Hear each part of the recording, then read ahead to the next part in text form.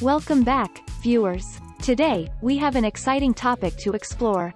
We've received numerous requests from our audience, asking us to shed light on a seemingly elusive feature in the Vivaldi web browser, the Turn Off the Lights lamp button.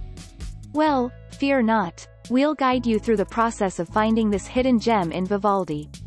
Alright, here we are in the Vivaldi web browser. As you can see, it's already a powerful browser with tons of features. Additionally, in this web browser, you can also install the Turn Off the Lights browser extension. This extension will dim the web page and bring the video player on top of this dark layer if it is available. All the installed Vivaldi extensions are visible in this puzzle piece icon. Click on it, and it will show all the extensions in a row. Click again on this puzzle piece icon, and it will hide them. To have the gray lamp button always visible in the toolbar, right-click on the gray lamp button and select the menu item, Show button. Now, the lamp button will always be visible in the toolbar. So, there you have it, folks.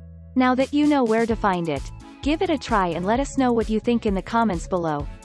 If you found this video helpful, be sure to hit that like button and subscribe to our channel for more tips and tricks.